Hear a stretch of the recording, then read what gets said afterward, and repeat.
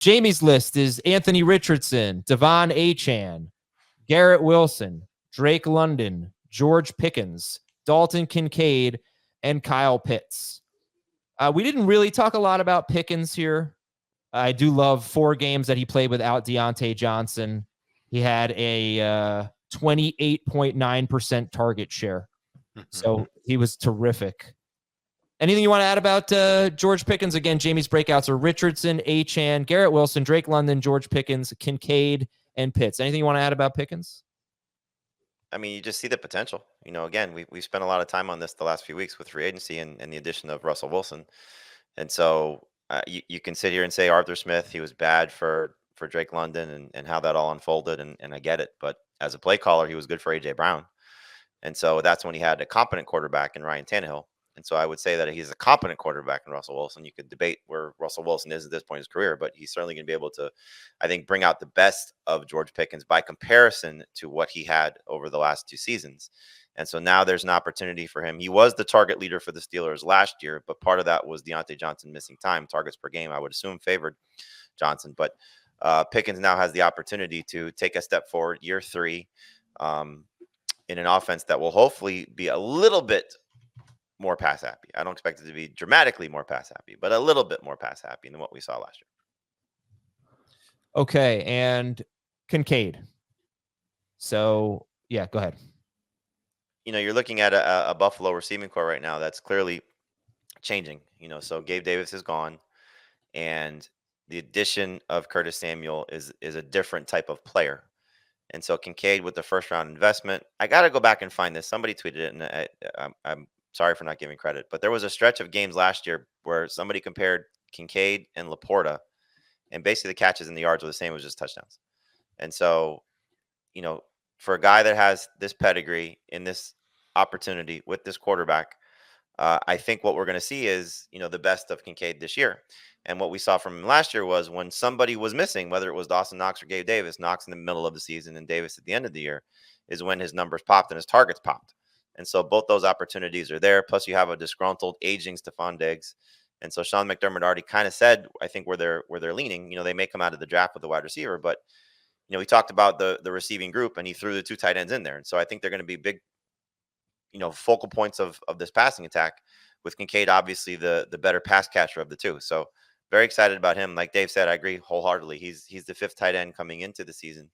Wouldn't surprise me if he's better than the 2 other young guys that are going to be drafted ahead of him in Laporta and McBride. I don't expect that to be the case because I love what Laporta showed last year. I think he's going to get better.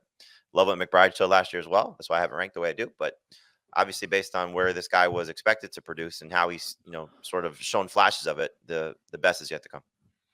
If you want to pass the devil horns over here, Adam, I can play devil's advocate against both Pickens and Kincaid. Yeah, go for it. All right, let's start with Kincaid. In the last 7 games with Joe Brady, he averaged 5.7 targets per game and under 10 PPR points per game by a lot. It was 8 PPR points per game. You really have to drill down into those games without Dawson Knox to get the best out of Dalton Kincaid. 13.8 PPR points per game, 7.4 targets per game. That's from weeks 8 through 12 when Dawson Knox did not play. There was a bye week in there as well. I'm encouraged by Kincaid making a second-year jump if there's no Gabe Davis and if the Bills don't add somebody with a top 70 pick. Let's call it something like that. I don't know how badly the Bills are going to try and replace Gabe Davis as far as a perimeter receiver, or if they're going to just try and get by with Curtis Samuel in that slot role that he had before with Joe Brady and Khalil Shakir playing outside. And they just might say, okay, we've got Josh Allen. Let him do his thing throwing the football. They also were a little bit more run heavy with Joe Brady calling plays, taking a little bit of work away.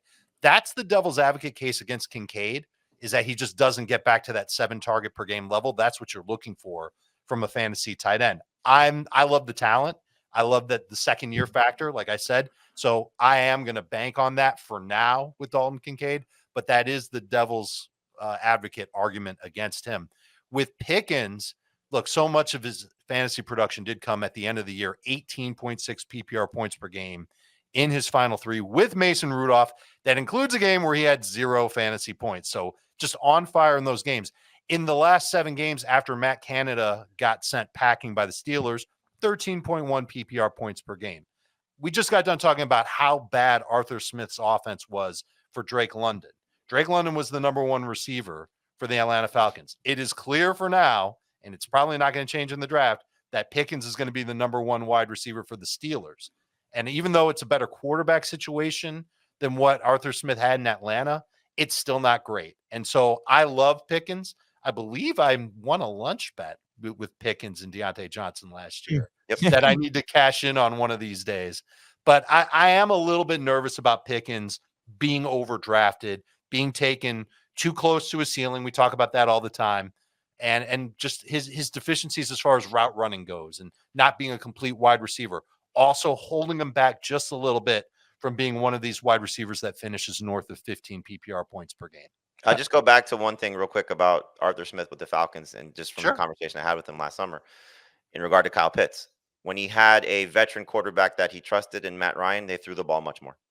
And so he has, I think a guy that he's going to trust, I would hope, two guys I would hope that he trusts more so than he had in Atlanta and the Steelers had hopefully last year as well. You know, whether it's going to be Russell Wilson the majority of the season or Justin Fields. And so whether that leads to them being upper half of pass attempts, I'd be surprised because I don't think that's what he wants to do. No. But again, maybe closer to the middle. That's, I think, something that could be realistic. And let's not forget, they were 22nd to Falcons in pass attempts last year. We cannot ever forget that. That's not too bad. Gross passing yards per game, which means there were actually 10 teams that threw for fewer yards than the Atlanta Falcons. So they weren't as miserable as you thought. No, I mean, yeah, I also, okay. Anyway, I will say just as far as the George Pickens upside argument, and this is my favorite new George Pickens stat. He was the 5th player in his age 22 season to average at least 10 yards per target on more than 100 targets. He is a stud in terms of the first 4. Yeah. Randy Moss, Rob Gronkowski, Josh Gordon, and Odell Beckham. Yeah, and those guys stink. Like if Russell Wilson can be just average, Pickens could be a monster. I've heard this from you before. Monster. Oh, I've heard he wasn't below. Okay, and again, I don't think Russell Wilson was as bad as everybody else does last year. Oh no, but I'm sorry. DJ Moore. Okay, yes, yeah. No, and like that's fair. I think Russell Wilson has a little better track record than Baker Mayfield did going into that situation. But yeah, fingers crossed. Fingers crossed. Also, Russ failed. There's a pretty good guy behind him too. Right. As a thrower, I mean, he just unlocked. A lot better than DJ Kenny Moore. Pickett. I think he can unlock George Pickens too. Yeah. Maybe. I think the fact that I think the fact that DJ Moore had such a good season is kind of making Justin Fields a little overrated. There's not really a shred of evidence to say that Justin Fields is a good passer. I mean, his numbers are absolutely horrible. Have to be a good passer. Well, maybe not, but if they're not going to throw the ball much, he has to do something good. I mean, Pickens obviously is the kind of guy who can do a lot by himself, right? He can make big plays, but he'd be very inconsistent. That could be a problem. There in the chat, sometimes I try to pay attention to the chat. Takes my focus away from the show, so that's why I ignore it a lot. I just made a $100 St. Jude donation bet with one of our audience members, one of our viewers, Jeff. He is insisting that Nico Collins will be better than Jamar Chase this year. He was going on about how Nico is better than Jamar Chase. And then he said, why don't they pay attention to the chat? Blah, blah, blah. So I said, okay, Jamar Chase is better than Nico Collins. So he's pretty serious about this. We just made a bet. Losers given $100 to St. Jude. Remind us, are there any parameters, injuries, or anything like that?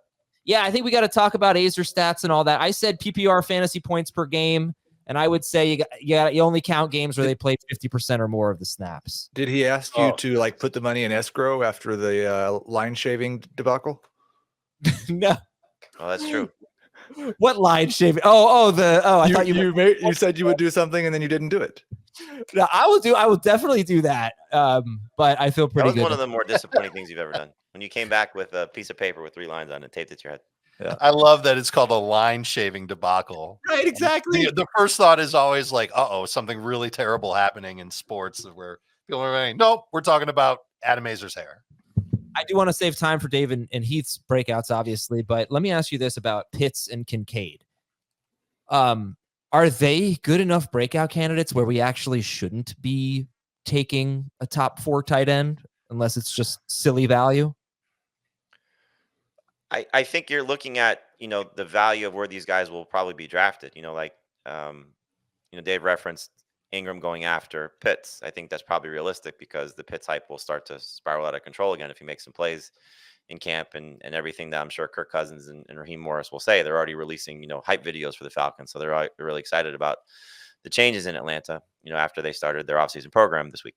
So wouldn't surprise me if Pitts maybe gets a little bit too high from an ADP perspective. But I think if the value is right on those two guys after the top 4 tight ends, and really Andrews is going to be, I think, the one that swings it. Maybe McBride if he falls behind Andrews. But if you're talking about round 4, round 5 for those guys, and you can get those other two guys in Kincaid and Pitts a round or two later, 2 rounds later, I would say is probably safe. If they're a round difference, I think you probably want to take a chance on the top 4 guys because they just feel safer.